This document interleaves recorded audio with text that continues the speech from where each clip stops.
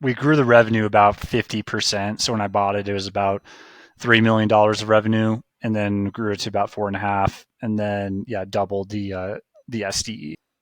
They were asking for 2 million, and we ended up closing for 1.7. Mhm. So I felt like, okay, this is something that is substantial enough for it to make sense. It's not like I'm raising $5 million of SBA debt. $2 million is a little bit more kind of in the wheelhouse of where I could be more comfortable and not have too much debt overhang. The deal that I ended up closing on was on the market for like 9 months, something like that, maybe almost a year. One of the things that precluded people from buying it and getting another LOI was just being in Steamboat. It was Mhm. geographically isolated. Steamboat is definitely a different kind of lifestyle than a lot of people are used to. So, to move your one's family up here and to operate the business, that's a step too far for a lot of people. So, I think I was willing to move up here. I was willing to move my fiance at the time up here. So it was I was probably a rare buyer for sure.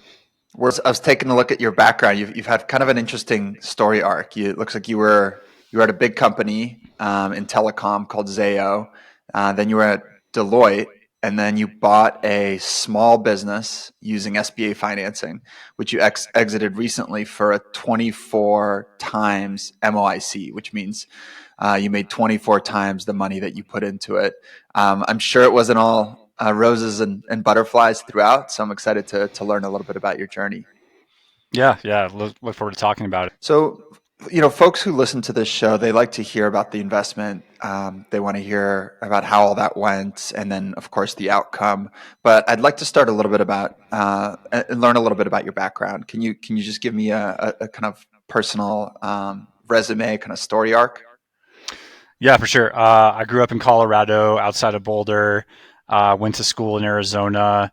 Started my career at a Zayo Group, as you mentioned. Zayo was a telecom roll up.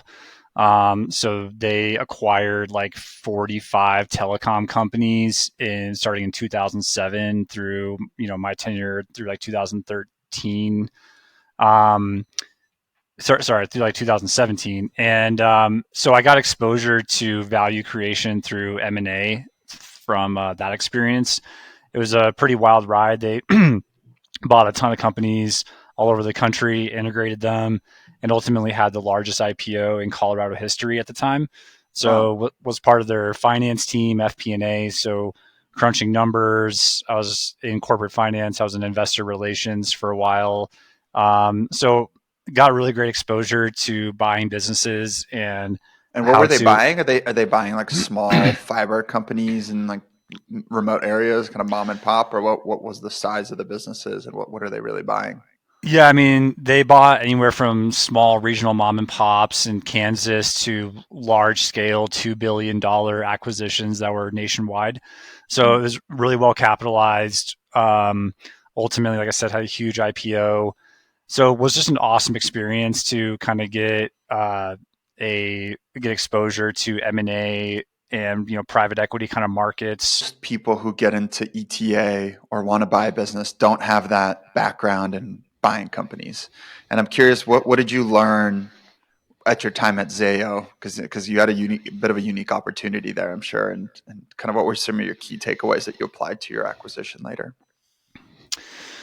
Um, I guess I think the probably the most important skill I learned was financial modeling. Learning how to value companies, how to figure out how they fit in financially with the bigger picture of the organization. So just thinking strategically about M&A, how to model out acquisitions, how to think about creating value through acquisitions. So really just kind of like a crash course, I would say, like almost like MBA type level sort of exposure to real life,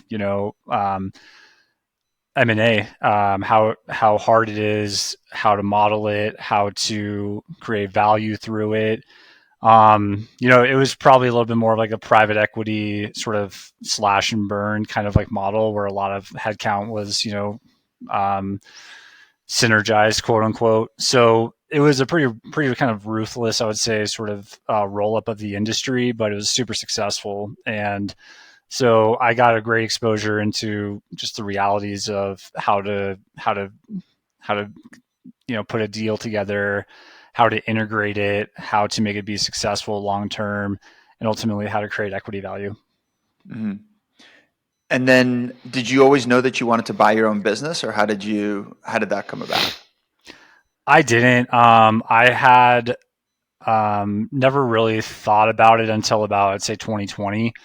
I come from a family of entrepreneurs, so I thought I would always kind of have a more entrepreneurial path.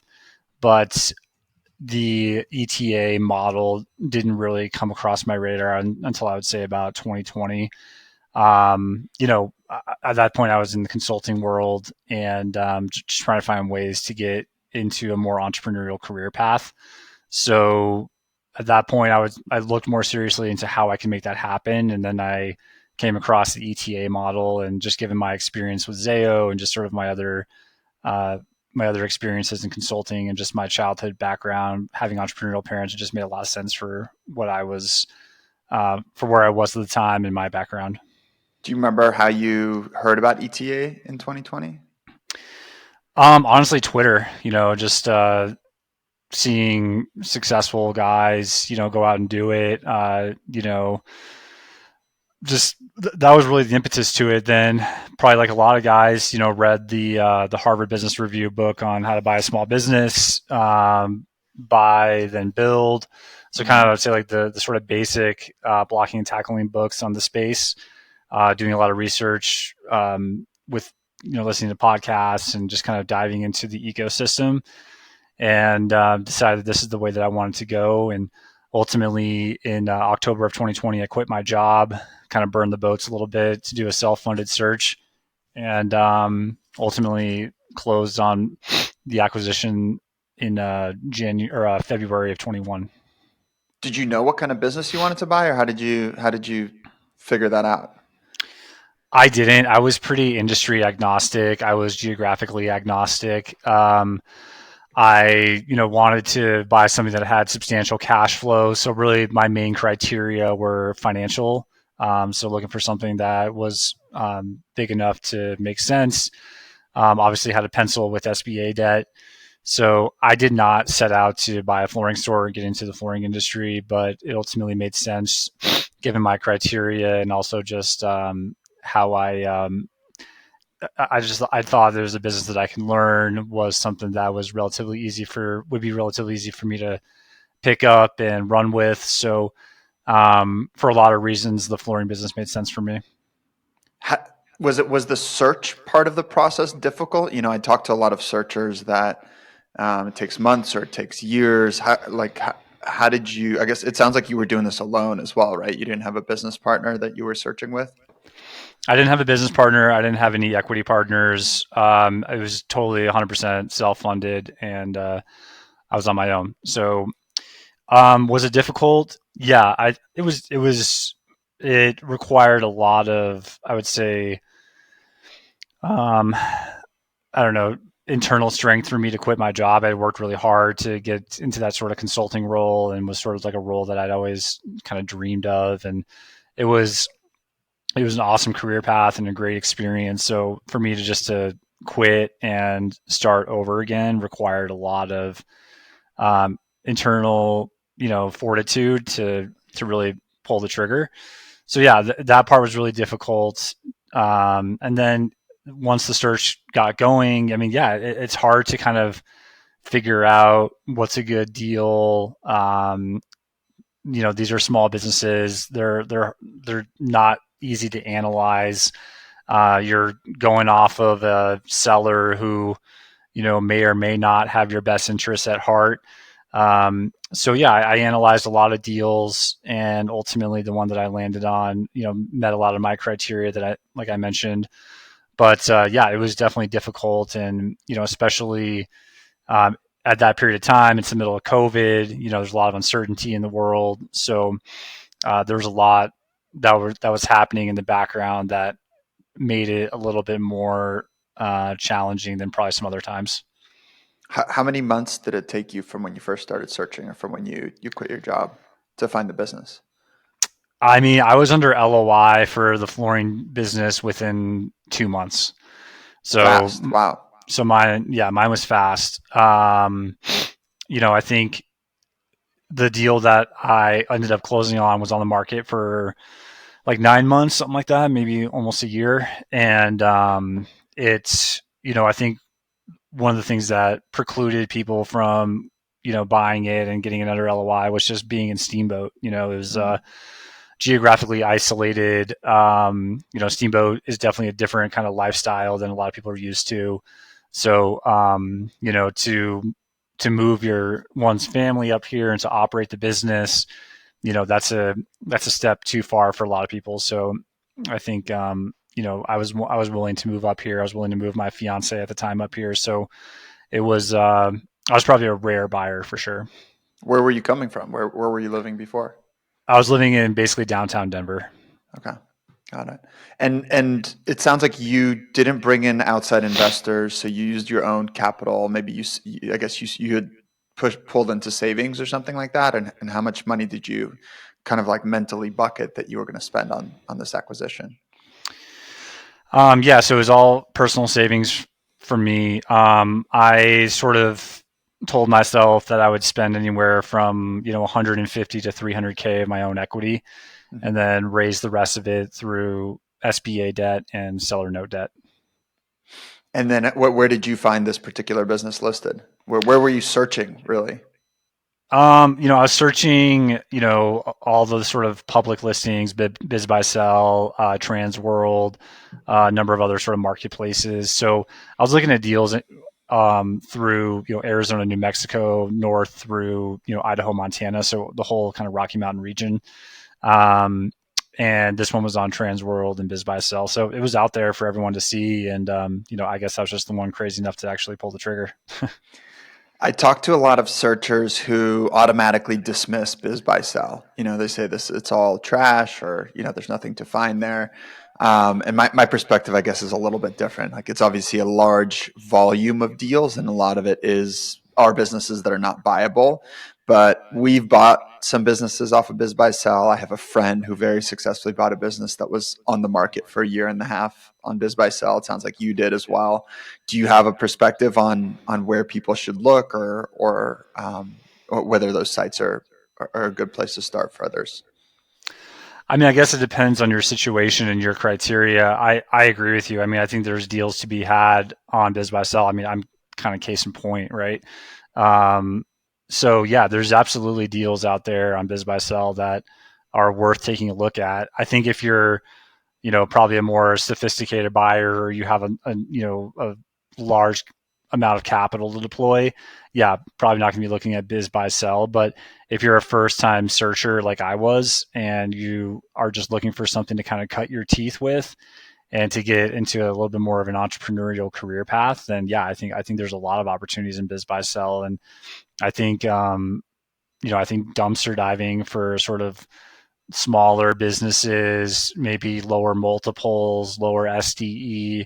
I think there's opportunities out there for you to learn and grow, and take a business that might be fledgling, grow it, make some money, and hopefully you can move on to deals that may not be on Biz Buy Sell in the future. But I think it's a really great place to start for a lot of people, and it was for me. So you found this deal.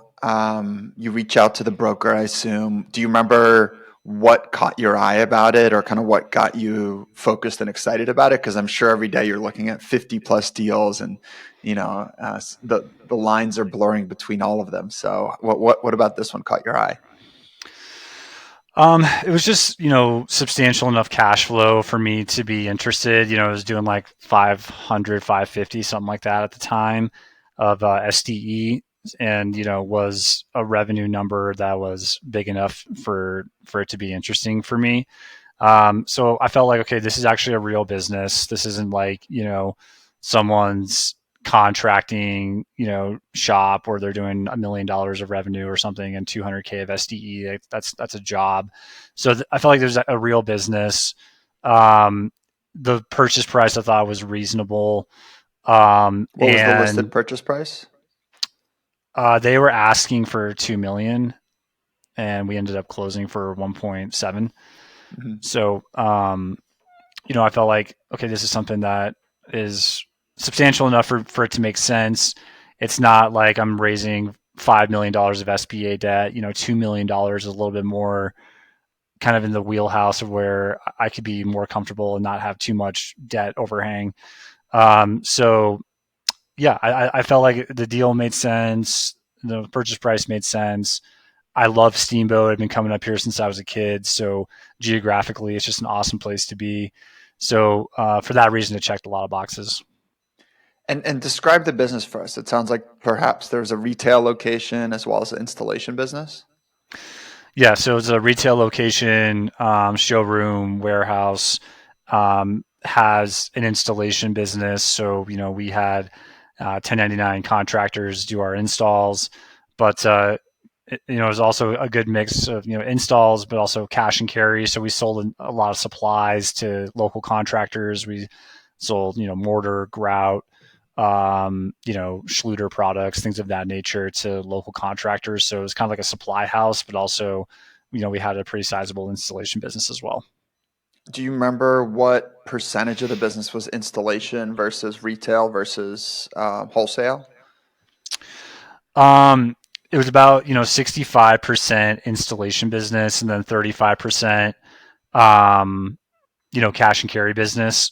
Of our install business, it was about 85% was residential remodel, and then 15% kind of commercial, and then also some new builds in there as well. What does cash and carry mean? It means like someone comes in, they buy a bag of grout, they pay us $40 or whatever, and then they leave. So Got just it. kind of like a retail sort of business where we had in stock materials that we sold to contractors and customers. And how did you structure the deal? So the purchase price was 1.7 million. Did you have any structure with the seller, or was he kind of fully cashed out? How did you think about that?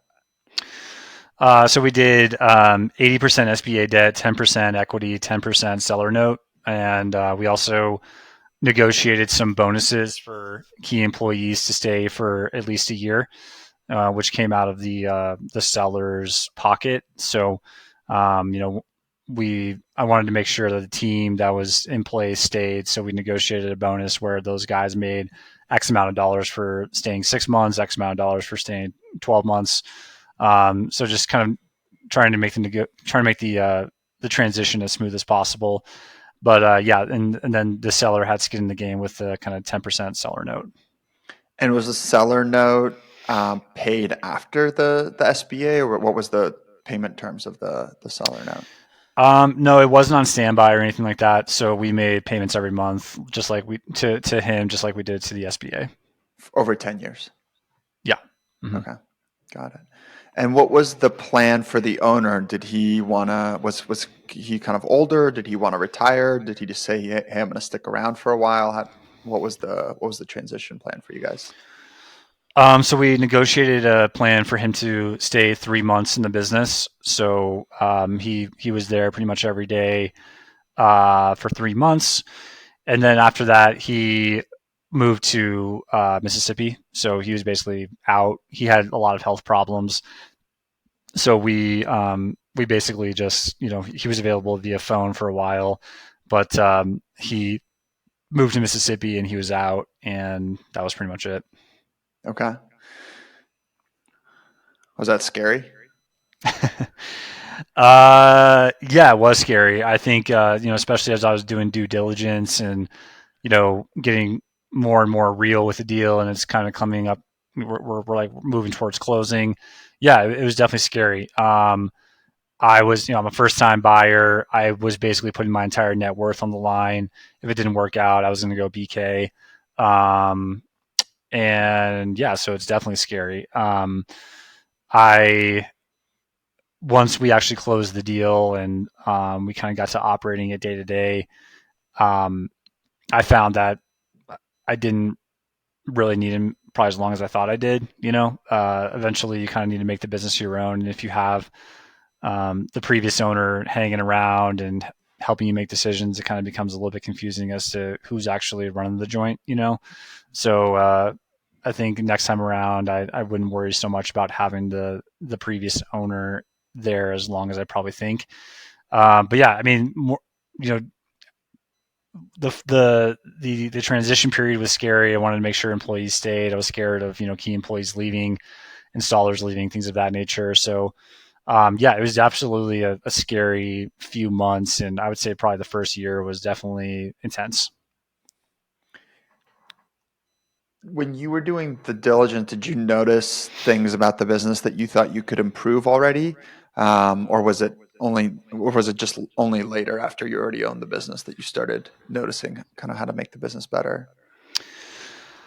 I thought that my especially my Salesforce experience would help kind of just improve the technology stack of the company. And it's pretty stereotypical. A lot of people say like, all these places are operated by fax machines and paper and stuff. But, this definitely was a case of that. I mean, there was just paper everywhere. The amount of paper this company would go through was wild. So, yeah, just bringing a little bit more technology to the table, I think, was something that I identified pretty early that could be an opportunity to improve it. As I got into the business, I certainly think that thesis proved out. We were able to, follow up with leads better and get more sales because we had better processes around that. We would get out to job sites quicker and do measurements and get quotes out faster, and just the whole kind of sales, lead conversion process improved quite a bit. Um, and then we were also able to kind of make some tweaks and adjustments to the marketing processes and how we positioned ourselves in the marketplace. So yeah, I think the technology implementation ended up being a really big benefit for the business, and just adding more structure and reducing the chaos was a huge um, help to the business. And that I think within 9 months um, we were much more efficient in terms of kind of mission critical operations to the business. Did the employees stick around? Yeah. We had a pretty smooth transition, all things considered. It was a family business, so the son left, 9 months after the deal closed. Um, but yeah, I mean the key employees stuck around for as long as I could have hoped. I ended up having to fire one of the key employees because it just our relationship became pretty toxic. But overall, the transition went about as well as I could have hoped. And you hear some horror stories about people, like all the employees leaving day one. Like, luckily, that didn't happen to me. I saw one of your tweets on X and noticed that your post said the first 6 months was like, what did you say? A knife fight, I think was the term that you used. What were you feeling at the time? There was a lot of moments where I felt like, okay, um, I might have ruined my life here. Like, what did I just do? I had a pretty good gig. I was making money. I had a nice career. And just like just the intensity of it, like this business is all on your shoulders now. I mean, when you're in corporate America, you just don't have that type of sort of like skin in the game, and I was all in, on this business. And it's intense. So I moved up here. I don't know anything about flooring. It's a small town. People are talking. Who's this new guy that came in here? Oh, white collar guy. So I was kind of a fish out of water just in terms of culture and being in this blue collar world where I just didn't really have that sort of background really.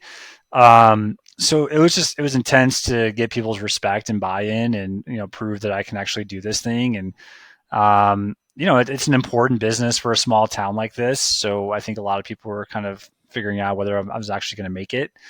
And all the while, you have this big SBA loan hanging over your head, and the financials are starting to come in and they're looking good, but you're not really sure quite yet whether the thesis is proving out. So yeah, it's really intense the first 6 months. You're just trying to survive, trying to get buy-in from your employees, get buy-in from customers, close deals, keep the thing moving.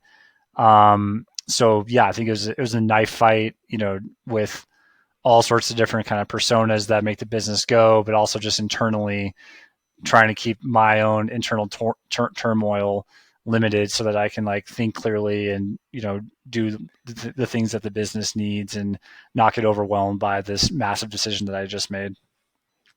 How did it affect your partner? I know you said your partner moved to Steamboat with you. Was that stressful on your guys' relationship? Luckily, she is an absolute rock star. I mean, she had unwavering faith. There were nights I would come home and I'd be like, "Oh my god, babe, I think I just ruined our lives. Like, this is crazy. What have I done?" And the entire time, she was an absolute rock. Never wavered. She's like, "You made a great decision. This is going to be great. You're doing a great job. It's going to be fine. Don't worry about it." These I think I have a propensity to kind of go to worst case scenarios a little bit too much. Something I learned about myself, and throughout the entire thing, she was absolutely unwavering. So I owe a huge debt of gratitude to her for keeping my head on straight. I don't think I could have done it without her. So she was instrumental in helping me stay focused and stay sane through this transition period. It sounds like there's a lot of pressure from the overhang of the SBA, right? That's personally guaranteed. If it goes badly, you're personally on the hook. There's different personalities that you're managing while you're trying to learn this new business. Were there any big surprises that you didn't expect or that you didn't pick up on in diligence that came out after you bought the business? I mean, I don't know if there was any like major surprises. I think, it's hard to predict how you will interact with the people, like the employees that are there and the customers that are there. So I would say there's a lot of difficult personalities that I had to juggle with the installation team, with some of the sales associates that we had. So um, I think it just was a process of me maturing as a leader. That's a really big, I think there's a gap in my skill set at the time. Just like, I'd never run a small business before. I'd run teams and consulting and, in my corporate career, but this is a whole different thing where you're truly the captain, you're the guy, and they're looking to you for leadership and guidance. So I think I probably underestimated how much I needed to grow as a leader and how difficult that process can be. So that was that was something that I really had to work on. Why do you think, I know you've been an ETA. Now you're an ETA, um, you're an ETA pro. Like you're the wise man that people kind of come to at the top of the mountain to learn from. Why do you think people fail at this, or where do they go wrong in their acquisitions when they try to do the same thing? Um, I think humility is really key. If you're going to get into this game, I think you really need to be humble and roll up your sleeves and get to know the business at a pretty intimate level. I think I've seen people kind of feel like they can just walk in and just sort of like be a high level sort of strategist or something like that. But in this world, you really need to understand your business from the ground up. So I would say be humble and um, be ready to roll up your sleeves and get to know the business at a really intimate level. Um, do no harm. I think a lot of people kind of come in and they like have all these big ideas and they're going to like grow the business and they're going to do this and that, and they try to make all these massive changes. Whether maybe it's a rebrand, maybe it's like changing how it's positioned in the marketplace, and they mess it up. And all of a sudden things are going haywire, and you're losing employees, and trust is lost with customers, and then all of a sudden you are, in a really bad position. So I would say, from what I've seen, like people need to be ready to take a lot of punches and to be humble and to probably make themselves um, subservient to what the company needs. You probably don't know what the company needs for a while, and you need to make sure that you're learning at a very deep level. And like I said, being humble and willing to learn what it really needs before you start making these big changes that probably make sense when you're doing due diligence and when you're kind of thinking about the ETA route. But in reality, you need to just make sure that you understand the business before you start making big changes. So be humble, bring humility, treat employees and kind of customers well, and really get to know them, get to know the business at a deep level, and try to do no harm. Don't make big changes early on until you really have a handle on the business. Is that a, a good summary of it? Yeah, I think so, and I think that you need to understand your numbers really well too. Some people get into this space, and I'm kind of disturbed by how little they understand, you know, KPIs and financial statements, and their debt service coverage ratio, just kind of basic stuff. So I would admonish people to really be proficient with numbers before you take out a huge SBA loan and you put yourself and your family in a position where if it doesn't work out, you could be in really big trouble. So, um, yeah, understand your numbers. Don't over leverage unless you really know what you're doing. How many months did it take for you to really feel like, okay, I understand this business. I can I have a feel for everything that's going on. I would say, I mean, a solid probably 6 months for sure. Hmm. Where okay, like I see the flaws in the business. I see where things are falling through the cracks. I can see the where there are gaps in our coverage. So yeah, I would say probably 6 months, and then from there, once you are once you feel like okay, I'm ready to make changes. Um, Change management is really hard. So I mean, this is one of the things I learned in consulting is that people are really reluctant to change, and especially in sort of a blue collar small business where maybe key employees have been there for a long time and they like the way that things are run. They're reluctant to change. So you got to be really careful and thoughtful when you are implementing change. Do you remember what your debt service coverage ratio was when you were underwriting the deal? Do you remember how much your SBA payments were per month or per year? My When I underwrote it, I was kind of forecasting, I think like 2.2x, something like that, DSCR. Um, when I when I first got the deal, so my SBA loan was 10 years. Um, it was fixed for 3 years, which was incredible because I kind of locked in low interest rates for those 3 years before they started getting jacked up. So I was sitting at like 5.25% interest rate for the first 3 years, which is just amazing. They also waived a bunch. They waived the origination fees, and they were just begging people to take out SBA loans when I was doing the deal. So my timing couldn't have been better with the SBA. And so my monthly debt payment was like 15K for the first 3 years, and then it got bumped up to like 17, 18. And just for folks listening, the debt service coverage ratio means if if you have $200,000 of profit per year and your debt service payments are 100,000 per year, then you have a 2x debt service coverage ratio. Is that properly described, Chris? Yeah, exactly. Yep. Yeah. Okay. And the higher the number, the DSCR, higher the number, like 2x or 2.5x, the safer in theory your investment is, because the further you can kind of fall before you're not able to service debt. For example, in like multifamily real estate, I hear people underwrite 1.25x, right? So for every $100,000 of payments, they just need to make $125,000 of income because they anticipate that their leases are pretty stable. But in small businesses, that's not always the case. Things can vary quite a bit. What Let's talk a little bit about the exit. How big was the business by the time you were thinking of exiting? How much SDE was it?